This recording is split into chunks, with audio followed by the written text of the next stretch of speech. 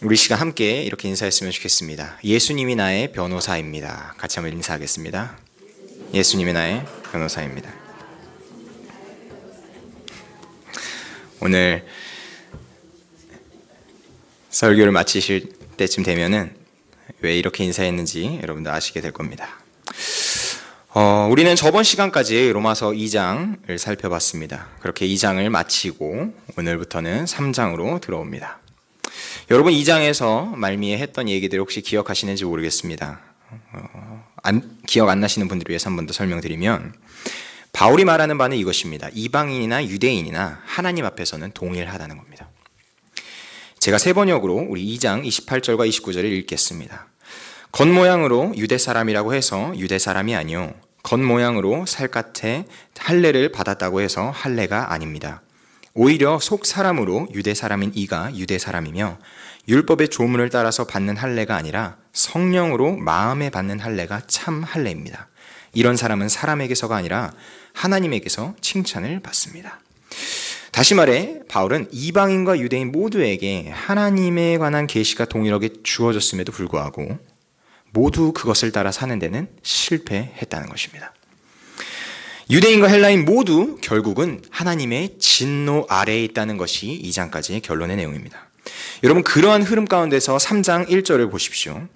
이제 묻습니다. 그런즉 유대인의 나음이 무엇이며 할례의 유익이 무엇이냐. 이 흐름을 따라서 이 물음에 답하면 당연히 우리는 없습니다. 아무 유익이 없습니다 라고 대답해야 할 것입니다. 그런데 2절을 보십시오. 어떻게 대답하고 있습니까? 범사에 많다고 대답하고 있습니다. 여러분, 이러한 부분이 우리가 로마서를 읽을 때 굉장히 조심해야 하는 부분입니다. 그러니까 흐름을 잘 따라가다 보면 또 이렇게 바울이 꼬는 부분이 나옵니다. 그런데 그러한 이유는 또 여러 각 부분의 다양한 주제들을 다루기 때문에 그렇습니다. 특별히 이렇게 유대인에 관한 언급은 여러분들이 더 주의해서 살피셔야만 합니다. 로마서에서 특히 유대인을 집중적으로 다룬 부분이 로마서 9장부터 11장까지인데 오늘은 여기서 잠깐 다루도록 하겠습니다. 바로 3장 1절부터 8절까지의 내용입니다. 이 부분이 이 유대인에 관한 내용을 다루면서 핵심을 제가 말씀드리면, 인류의 구원 역사를 이루어 가신 하나님의 신실하심 가운데 유대인은 분명히 특권이 있었다는 것입니다. 유대인은 특권이 있습니다. 함께 2절을 읽겠습니다. 같이 읽습니다. 시작. 범사에 많으니 우선은 그들이 하나님의 말씀을 맡았음이라. 여러분, 유대인의 특권이 무엇입니까? 하나님의 말씀을 맡은 것입니다. 그렇다면 여러분, 하나님의 말씀은 무엇입니까? 하나님의 말씀은 구약에 약속된 주님의 신실한 언약입니다. 그 언약에는 당신의 백성들을 향한 사랑이 담겨 있습니다. 그래서 우리는 저번에 살펴본 것처럼 모든 율법은 사랑을 담고 있고, 결국에 그 사랑으로 인하여서 우리가 어떻게 되는 것입니까? 너는 내 백성이 되고 나는 내 하나님이 되겠다. 결국 그것이 하나님의 신실한 구원의 계획인 것입니다. 그 약속을 받은 유대인들, 그 약속을 받은 이스라엘 민족은 신실해야 했습니다. 그 약속에 그렇게 반응해야 했는데 그들이 어땠습니까? 신실하지 못한 것입니다. 그렇다면 여기서 질문이 생깁니다. 하나님의 약속, 신실한 그 약속이 유대인들의 신실하지 못함으로 인하여서 그것이 변질될 수 있는 것입니까? 이러한 질문이 3절과 4절에 나옵니다. 3절과 4절 함께 또 보도록 하겠습니다. 시작. 어떤 자들이 믿지 아니하였으면 어찌하리요? 그 믿지 아니함이 하나님의 믿으심을 패하겠느냐? 그럴 수 없느니라. 사람은 다 거짓되되 오직 하나님은 참되시다 할지어다. 기록된 바 주께서 주의 말씀에 의롭다 함을 얻으시고 판단 받으실 때에 이기려 하심이라 함과 같으니라. 아멘. 여러분, 어떻게 그의 백성들이 신실하지 못함에도 불구하고 하나님의 신실하심이 지켜질 수 있겠습니까? 우리는 여기서 인용된 구약의 구절을 살펴봐야 합니다. 그것이 무엇이냐면 시편 51편 4절의 말씀입니다. 여러분들 그 성경을 보시면 각 주가 이렇게 달려있는 것들은 다 기록이 되어 있으실 것입니다. 나중에 한번 참고해 보십시오. 여러분, 시편 51편은 무엇에 관련된 시입니까? 우리 형제 형제가 바로 맞췄습니다. 다윗에 관련된 시입니다. 특별히 혹시 다윗의 어떤 부분에 관련된 것인지 아십니까? 다윗의 범죄에 관련된 시입니다. 다윗의 범죄에 여러 가지가 있지만 가장 대표적인 것이 밧세바를 범하고 거기에서 그치지 않고 우리아를 살인한 것입니다. 이 이중 범죄에 대한 엄청난 참혹한 그 결과, 나단이 와서 그것을 직언하였고 그것으로 찔림을 받은 다윗의 참회시가 시편 51편인 것입니다. 그 시편 51편 4절에 다윗이 무엇이라고 얘기하느냐? 내가 주께만 범죄하여 주의 목전에 악을 행하였사오니 주께서 말씀하실 때에 의로우시다 하고 주께서 심판하실 때에 순전하시다 하리이다. 지금 우리가 읽은 로마서 9절과 일맥상통합니다. 여러분 생각해 보십시오. 다윗이 밧세바를 범했습니다. 그리고 밧세바가 인신한 사실을 알고 난 이후에 전쟁터에 우리아를 보내서 그 우리아를 죽게 만들었습니다. 이중 범죄를 저지른 것이죠. 여러분, 그럼에도 불구하고 만약 하나님이 다윗을 심판하지 않고 그냥 넘어가신다면 어떻게 되겠습니까? 여러분, 다윗을 심판하실 때에 하나님은 의로우시다 인정함을 받게 되는 것입니다. 또 다윗도 하나님의 심판이 옳습니다라고 인정함으로써 하나님의 의로우심이 나타난 것이죠. 이처럼 사람의 불의함은 필연적으로 하나님의 신실하심을 드러냅니다. 오늘 중고등부 설교에서 이와 비슷한 얘기가 나왔습니다. 이 중고등부 설교에서 하이델베르크 교리문답 하는데 오늘은 신문, 구문, 신문, 11문을 다뤘습니다. 그 신문의 질문이 이렇습니다. 하나님께서는 그러한 불순종과 반역을 형벌하지 않고 지나치시겠습니까? 우리 주일 예배 때마다 하이델베르크 우리 문답 하시지 않습니까? 혹시 기억하시는 분들 계실지 모르지만 답은 결코 아닙니다입니다. 그러니까 하나님은 반역과 불순종을 그냥 지나치지 않으십니다. 그래서 뭐라고 대답하느냐? 하나님께서는 원죄와 자범죄 모두에 대해 심히 진노하셔서 그 죄들을 이 세상에서 그리고 영원히 의로운 심판으로 형벌하실 것입니다. 이 내용을 가지고 제가 설교를 했습니다. 그리고 거기에 대해서 이제 반별 모임 때 설교 때 어떠한 것들이 기억에 남느냐 이렇게 물어보는 시간이 있었습니다. 그때 우리 원우가 이런 얘기를 했습니다. 하나님께서 죄를 그냥 넘어가지 않으시고 반드시 벌하신다는 게 기억에 남는다 그랬습니다. 그래서 제가 또 질문했습니다. 그러면 어떻게 원래는 생각했는데 그러니까 하나님은 그냥 이렇게 넘어가 주실 거라고 생각을 했던 거예요. 그랬더니 앞자리에 앉아있던 미니가 이렇게 대답했습니다. 아이고 신과 함께를 안 봤구만. 또 이러는 겁니다. 여러분들 신과 함께 내용 저번에도 제가 언급한 적이 있지만 그 불교적인 세계관 안에서도 죄는 결코 간과되는 법이 없습니다. 하나의 죄도 넘겨지지 않고 그것은 하나하나가 다 심판을 받게 됩니다. 여러분 우리도 마찬가지입니다. 만약 제가 이제 계속 운전 얘기를 예화로 들게 되는데요. 운전을 실제 하고 있으니까 그렇습니다. 운전면허 딴 지 얼마 안 된 거 제가 말씀드렸었죠. 그래서 이제 운전을 막 하니까 이 교통법규에 굉장히 민감합니다. 그래서 외제차만 보면은 그렇게 떨릴 수가 없습니다. 저번에도 장례식장 갔는데 우리 오 목사님께서 그 큰 스타렉스를 외제차 딱 벤츠 옆에서 싹 이렇게 커브해가지고 딱 주차하는 걸 보면서 나는 언제쯤 저런 스킬이 나올까 그런 생각도 해봤습니다. 어쨌든 예시를 하나 들고 싶습니다. 그것이 무엇이냐면 제가 외제차를 갖고 있다고 쳐봅시다. 그런데 누군가 제 차를 밤에 빵 박았습니다. 근데 그게 또 블랙지대의 어떤 블랙박스의 사각지대에 있어서 그것이 기록되지 않았다고 칩시다. 근데 누군가 목격하였고 그래서 그것이 이제 법정으로 갔습니다. 그런데 그 판사가 너무나 자비로운 나머지 그것을 아무런 판결을 하지 않고 그냥 용서하고 풀어줬다고 생각해 봅시다. 그러면 저는 제 차를 망가뜨린 그 범인만을 미워할 것이 아니라 누구도 미워하겠습니까? 그렇게 판결한 판사도 미워할 것입니다. 여러분 그게 당연한 것입니다. 왜냐하면 죄에 대해서 정의롭게 판결해야 하는데 거기에 대해서 부의하게 한 것은 그것과 똑같은 죄를 범하는 것이기 때문에 그렇습니다. 여러분 하나님께서 어떻게 의롭다 하심을 얻고 어떻게 신실하시다 함을 얻을 수 있겠습니까? 그것은 죄를 벌하심으로써 얻어지는 것입니다. 하나님의 속성 가운데는 자비하심이 있지만 의로우심도 있습니다. 이 두 가지는 공존하기 어려운 것 같지만 실제로 함께 공존합니다. 하나님의 사랑은 무한하시지만 그분의 진노 또한 맹렬합니다. 우리는 반드시 그것을 기억해야 합니다. 그래서 그렇게 바울이 얘기했던 것입니다. 근데 이러한 딜레마, 하나님께서는 신실하신데 그것이 인간의 불의로 말미암아 드러난다는 이 딜레마가 바로 5절부터 8절까지의 내용에서 계속 논쟁이 이어집니다. 5절부터 8절까지는 같이 교독해서 읽겠습니다. 제가 5절의 말씀을 읽습니다. 그러나 우리 불의가 하나님의 의를 드러나게 하면 무슨 말 하리요? 내가 사람의 말하는 대로 말하노니 진노를 내리시는 하나님이 불의하시냐?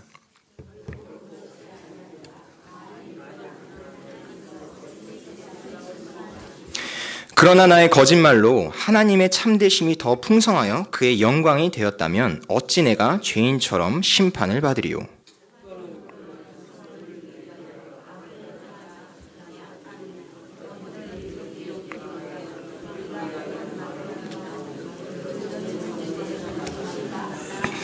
여러분, 개역성경, 우리가 읽고 있는 이 개역성경으로 보면은 이 따옴표나 마침표가 없기 때문에 이것이 누구의 말인지 약간 헷갈릴 수가 있는데요. 7절과 8절은 바울을 향한 유대인들의 비방입니다. 이것을 제가 세 번역으로 읽어드리겠습니다. 7절과 8절 눈으로 보십시오. 나의 거짓됨 때문에 하나님의 참되심이 더욱 분명하게 드러나서 하나님께 영광이 돌아간다면 왜 나도 역시 여전히 죄인으로 판정을 받습니까? 더욱이 좋은 일이 생기게 하기 위하여 악한 일을 하고 말할 수 있겠습니까? 사실 어떤 사람들은 우리가 그런 말을 한다고 비방합니다. 그런 사람들은 심판을 받아야 마땅합니다. 이 절을 보십시오. 여러분, 이렇게 유대인이 바울을 향하여서 이러한 비방을 하는 데는 이유가 있습니다. 그것이 무엇이냐면 율법을 가지고 이방인을 차별하는 태도를 가지고 있었기 때문입니다. 여러분, 법의 속성상 반드시 차별이 이루어집니다. 법이 있으면 법을 지키는 사람들과 법을 지키지 않는 사람들로 차별이 이루어집니다. 여러분, 법을 가진 자들이 누구였습니까? 앞서 말했듯이 유대인입니다. 그럼 유대인들의 기본적인 마인드는 무엇이 있느냐? 이방인들은 법을 지키지 않는, 아예 법이 없는 자들, 무법인 자들, 다시 말해 그들은 죄인으로 명백한 자들인 것입니다. 그렇기 때문에 여러분들, 우리가 복음서를 읽어갈 때도 바리새인들이 계속해서 누구와 자신들을 비교합니까? 죄인들과 자기를 비교합니다. 계속해서 차별하는 것입니다. 나는 율법을 지키는 의로운 자인데 저들은 율법이 없으므로 의롭지 못하다. 이러한 차별이 이루어지고 있는 것입니다. 이러한 마인드를 가지고 바울의 복음을 받아들이게 되면 충돌이 일어납니다. 왜냐? 바울이 선포하는 복음에는 차별이 없기 때문입니다. 결국 로마서의 전체에서 바울이 얘기하고 싶은 것은 무엇이냐? 유대인이나 이방인이나 차별 없이 하나님의 은혜는 동일하다. 구원에 있어서는 그 누구나 주님의 은혜로 말미암아 값없이 의롭다함을 얻게 되는 것입니다. 이것이 바울의 복음의 핵심인데 유대인들은 이것을 받아들이기가 힘든 것입니다. 왜 그러냐? 그들에겐 차별의 마음이 있었기 때문입니다.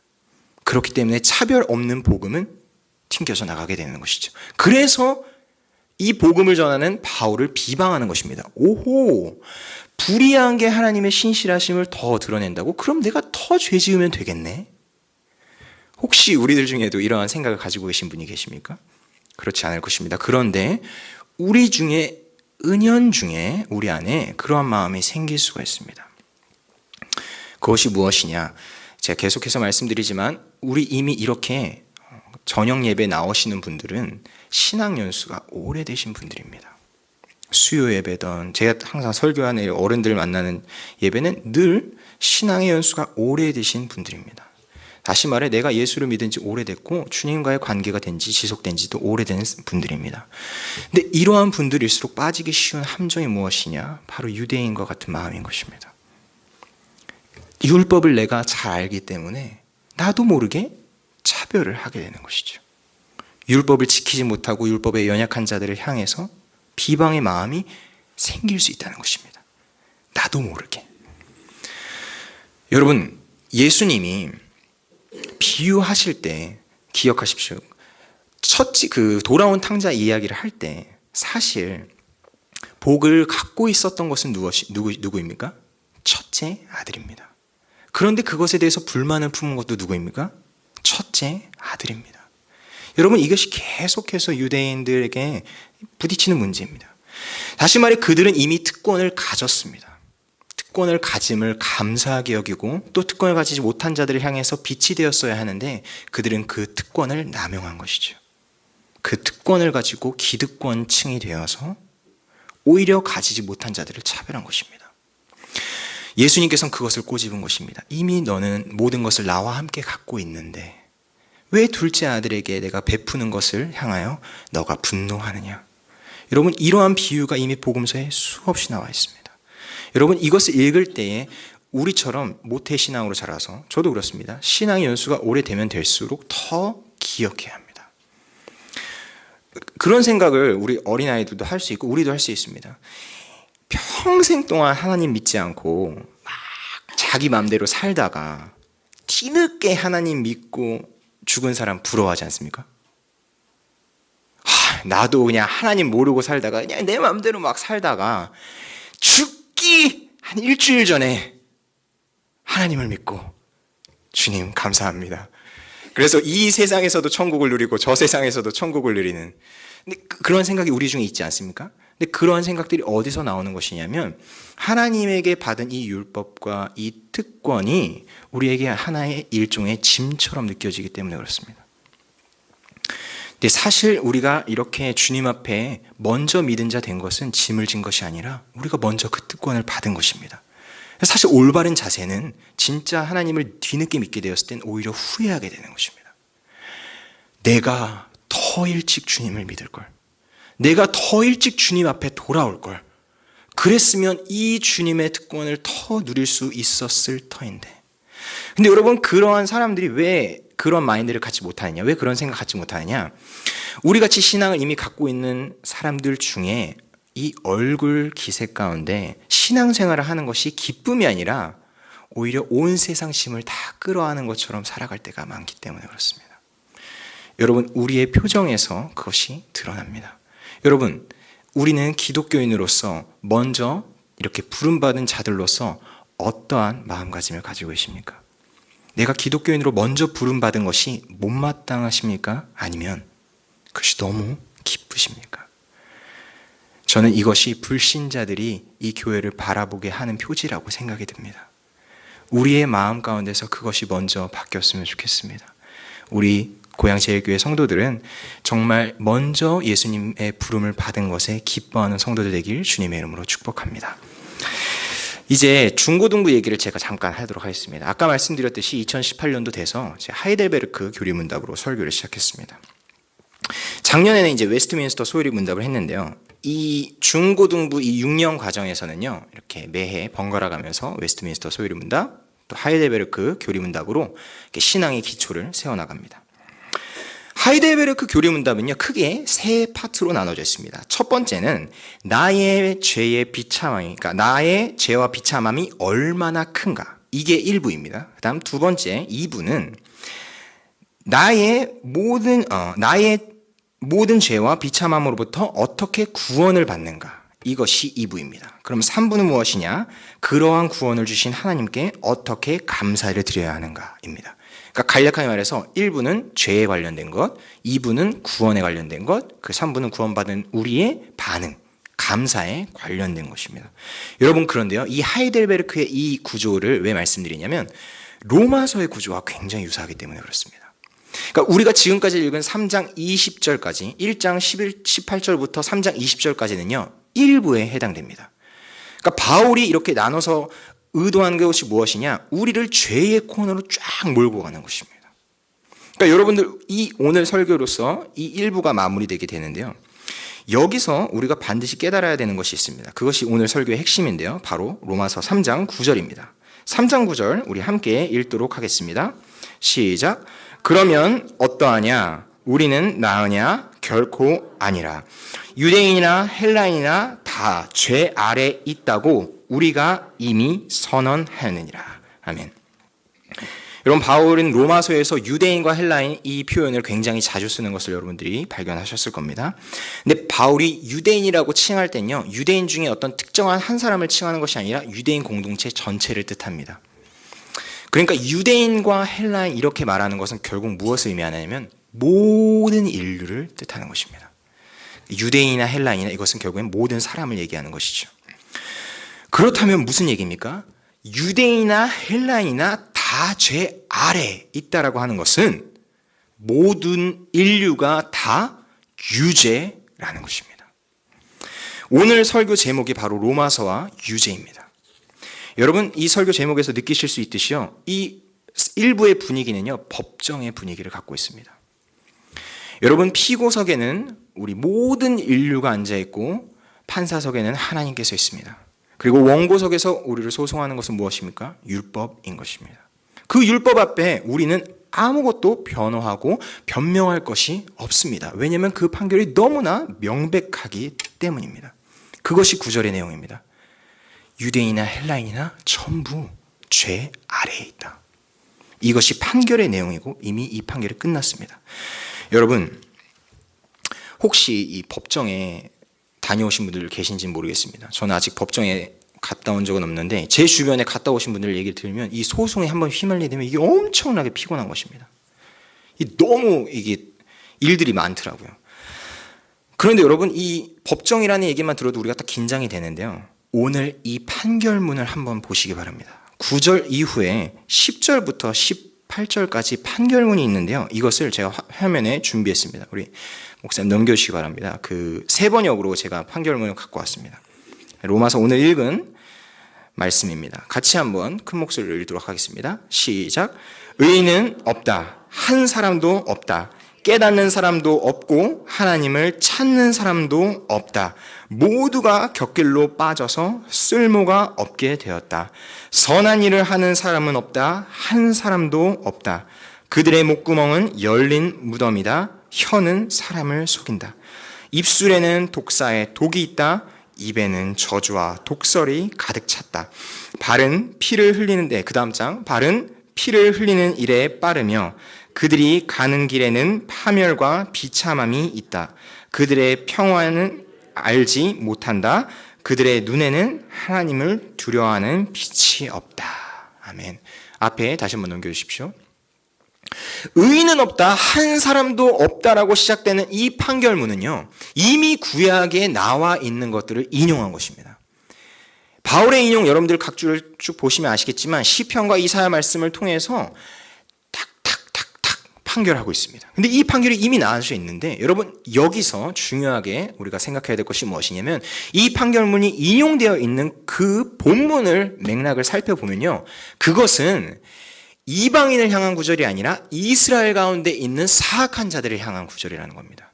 여러분, 이게 의미하는 바가 중요한 것이 무엇이냐면, 여기 이 읽은 것들을 보시면요, 이것을 읽는 유대인들은 이런 건 나의 모습이 아니다, 이러한 것은 율법을 모르는 이방인들의 행위지 이게 우리의 모습일 리가 없다 했지만, 사실 이 판결문에 인용된 구약의 구절들의 그 맥락은 이스라엘 가운데 있는 사악한 자들을 향한 문구였던 것입니다. 다시 말해서 이 판결문을 딱 보면은 유대인들도 할 말이 없습니다. 이것이 바울의 의도입니다. 너희들도 죄와 심판에서 피할 길이 없다. 다시 말해, 유대인이나 헬라인이나 모두가 죄 아래에 있다.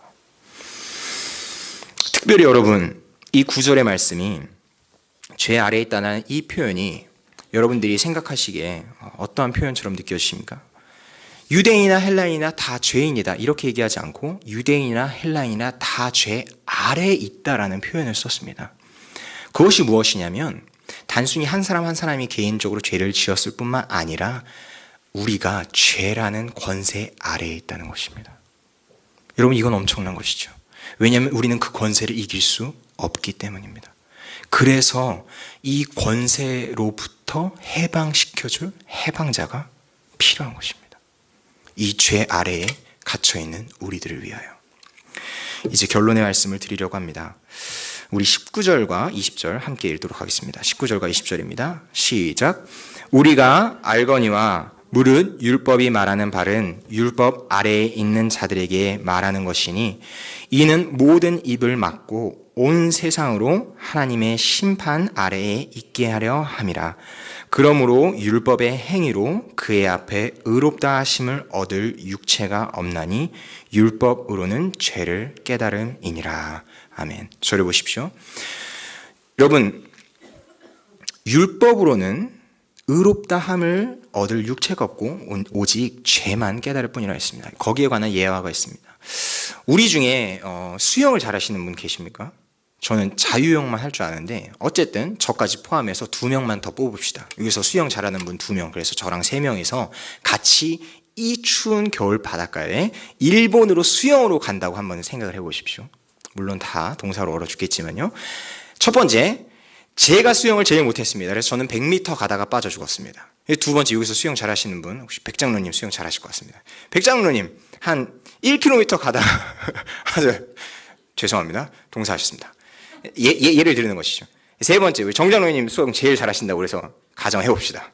10km 가시고 빠져서 동사하셨습니다. 여러분, 그런데 이게 결국에는 빠져 죽은 것은 동일하다는 겁니다. 제가 100m를 가서 빠져 죽던, 백장로님이 1km를 가서 빠져 죽던, 정장로님이 10km를 가서 빠져 죽던, 결국에 빠져 죽은 것은 동일한 것입니다. 여러분, 이것이 율법에 있어서 의롭다함을 육체가 없다는 게 이겁니다. 그러니까 유대인들이 자랑할 수 없는 것이 무엇이냐? 난 그래도 10km는 가지 않았느냐? 나는 그래도 이거 지킨 것들이 더 많지 않느냐? 저 이방인들보단 라고 말할 수 없다는 것입니다. 왜 그렇습니까? 결과는 다 죄에 빠져 죽었기 때문입니다. 여러분, 로마서 3장 20절까지가 일부라고 했는데요. 하이델베르그와 여러분들이 같이 보실 수 있으면 너무 좋을 것 같습니다. 왜냐하면 그 구조가 비슷하기 때문입니다. 하이델베르그 교리 문답의 그 구조에 대한 예화를 들고 설교를 마치겠습니다. 세 개의 구조로 되어 있다는데 이번에도 수영의 비유를 들겠습니다. 오 목사님을 한번 같이 해보시죠. 오 목사님이 저보다 이제 수영을 잘하는 선수로 이제 됐습니다. 같이 이제 여름이 되어서 여름 수련회를 유초등부랑 이제 중고등부가 같이 가게 되었습니다. 가정을 해보는 것입니다. 계곡을 딱 만났습니다. 근데 전 물을 좋아하니까 물에 팍 들어갔습니다. 근데 오 목사님은 이미 저 멀리 보이는 바위 위에 있는 것입니다. 계곡을 이미 지나서 저 바위에서 막 하늘이랑 놀고 있어요. 늘이랑 같이 놀고 있어요. 그래서 저도 그 오 목사님을 따라서 막 수영을 막 했습니다. 그런데 중간쯤 갔는데 갑자기 다리에 쥐가 나서 계곡에 빠질 위험에 처한 것입니다. 그래서 저는 빠져서 죽어가고 있습니다. 근데 갑자기 후 하더니 누군가 딱 와서 저를 딱 구했는데 그거 누구지 아십니까? 담임 목사님이신 겁니다. 담임 목사님이 딱 오셔서 저를 딱 건져내셔가지고 김전도사 하면서 저를 건져내셔서 저를 인공호흡 해주시고 저를 결국엔 살려주셨습니다. 여러분, 이 얼토당토도 하지 않은 이 예화에는 사실 중요한 교훈 3가지가 들어있습니다. 첫 번째는 저는 물에 들어가면 되지 않았던 것입니다. 그것이 죄에 대한 얘기입니다. 왜냐하면 물에 빠지면 반드시 죽기 때문에 그렇습니다. 두 번째, 담임 목사님이 와서 저를 구했다는 것은 구원에 관련된 얘기입니다. 그리고 제가 그렇게 구원을 받았다면 담임 목사님 향해서 어떻게 앞으로 살 수 있겠습니까? 항상 감사하며 사무실에서 담임 목사님 볼 때마다 더 감사하며 살 수 있지 않겠습니까? 이것이 하이델베르그의 구조이고요. 이것이 로마서의 구조입니다. 그래서 우리가 다음에 이 로마서를 볼 때에는 지금까지는 조금 어두웠었지만 밝은 빛을 발견하게 될 것입니다. 그래서 우리는 오늘 설교를 시작하기 전에 했던 그 인사의 의미를 깨닫게 될 것입니다. 그 인사가 무엇이었습니까? 예수님만이 우리의 변호자이십니다. 기도하겠습니다.